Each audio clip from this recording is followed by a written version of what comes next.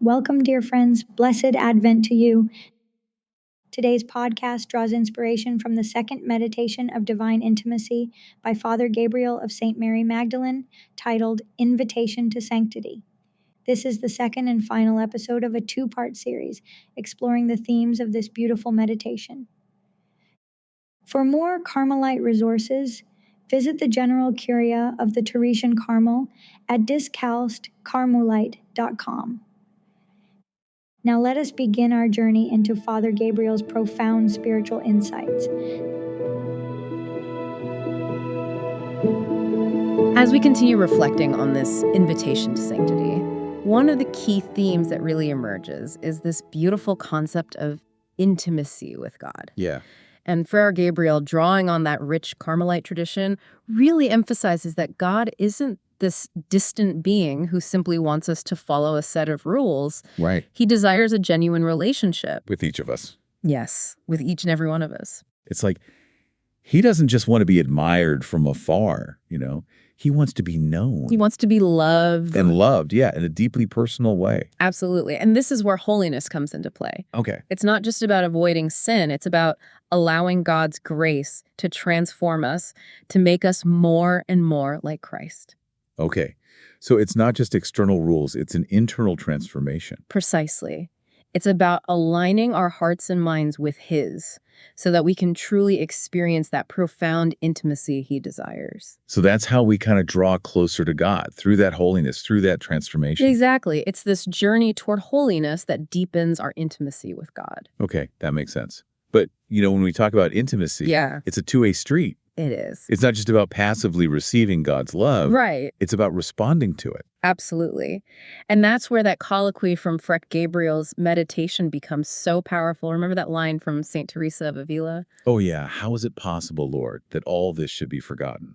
It's an expression of deep sorrow for having fallen short of God's love, for not fully reciprocating His gift. It's like, it almost feels like a lover who's realizing they've hurt, the one they cherish most. It does. And you're like, oh, I need to make this right. That's a beautiful analogy, and it highlights a crucial aspect of this journey toward holiness. Okay.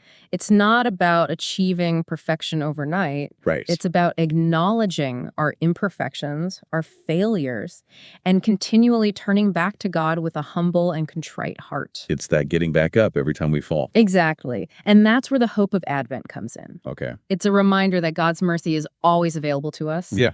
No matter how far we've strayed, He's always waiting to welcome us back with open arms. Always there. He is, always. Okay, so we're called to holiness. It deepens our intimacy with God. It's this ongoing process of, conversion and transformation. Yeah. But how does all of this relate to our mission in the world, to the apostolate?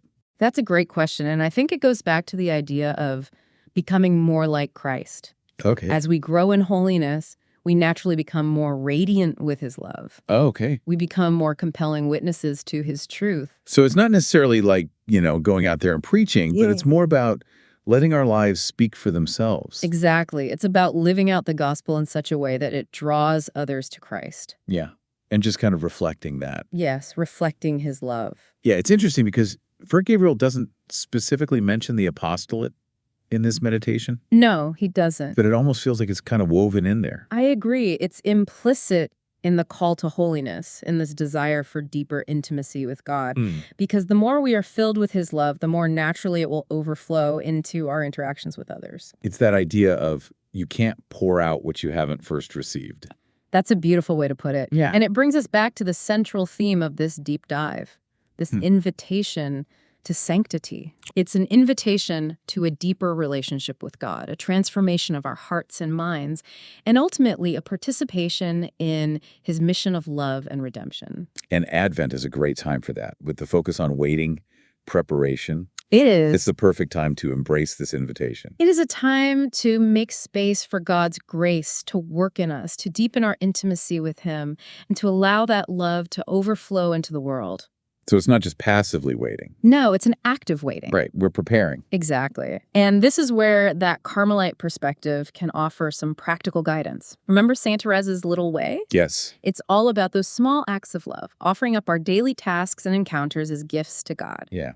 which makes it feel a lot more achievable. It does. It's not about those grand gestures. It's about just those little things. Exactly. So, good stuff. It is good stuff. And as we wrap up this second part of our deep dive into Father Gabriel's invitation to sanctity, what's one takeaway you'd want to leave our listener with? Oh, that's a good question. Well, I think it's this.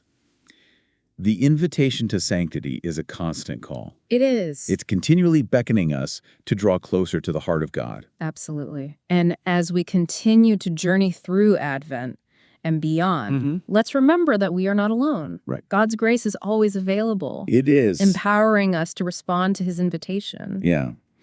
So, as we reflect on the second week of Advent, maybe a good question to ask ourselves is, what does it mean for me to say yes to this invitation today? That's a good one. How can I make space for God? Yes. In my life, in my heart. How can I deepen that intimacy with him? Wonderful questions to ponder. And as we move into this next week of Advent, we'll continue to explore Father Gabriel's meditation, delving deeper into the mystery of the Incarnation and how it illuminates our understanding of holiness, intimacy, and, yes, even the apostolate. It really does feel like everything is pointing towards that incredible mystery, the Incarnation. It is the heart of it all. It really feels like everything is pointing toward that incredible mystery, the Incarnation. It is the heart of it all. Yeah, we've been exploring these really deep concepts. Right, like sin and redemption, grace and holiness. Yeah. And especially this call to intimacy with God. Definitely a central theme. But it's like, intellectually, I get the connection to the Incarnation. Emotionally, I'm still struggling. How do we go from these abstract ideas to baby Jesus in a manger? What does that have to do with me becoming holy? It is a question many ponder. But think about it this way. The Incarnation is the ultimate act of God's love for humanity. Okay. It's the moment when that divine word, the second person of the Trinity, takes on human flesh and enters our world. Right, the Word made flesh like we hear about in John's Gospel. Exactly. But still, how does that help me on my journey towards holiness? Well, here's where it gets fascinating. The Incarnation isn't just a historical event. It's an ongoing reality. God's desire for intimacy, for dwelling within us, that's made manifest in the most tangible way through the Incarnation. So are you saying that by God becoming human, it makes it possible for us to become more divine? Precisely. And that's the heart of the invitation to sanctity. Wow. We are called to participate in this divine exchange, allowing God's grace to transform us from within, making us more and more like Christ. That's mind-blowing when you think about it like that. It is a profound mystery. It makes Advent preparation so much more than just like decorating and shopping, It's about preparing our hearts. Yeah, to receive the one who wants to actually live in us. Exactly.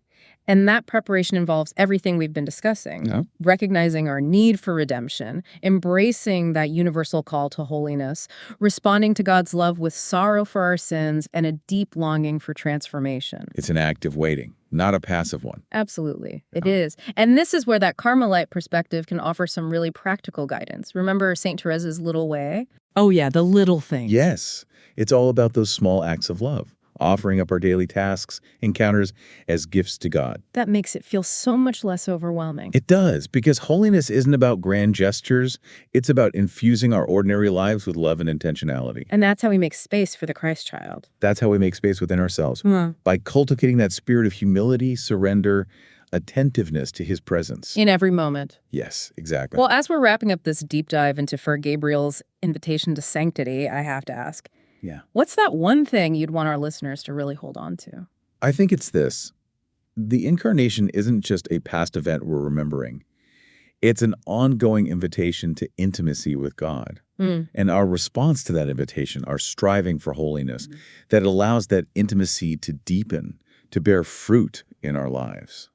Beautifully said. Yeah. So as we go about our day-to-day, maybe we can just take a moment, ask ourselves, how is God inviting me into a deeper intimacy right now? Yes. What little act of love can I offer back? Wonderful questions to carry with us. They are. And as we continue through the rest of Advent and beyond, let's not forget, we're not alone in this. We are not. God's grace is always there. Always empowering us to respond to his invitation. And to become who he created us to be. That's the beauty of it all. It is. Thank you for joining us on this deep dive into Invitation to Sanctity. May your Advent be filled with that joyful anticipation as we prepare our hearts for the one who desires to make his home within us. Amen.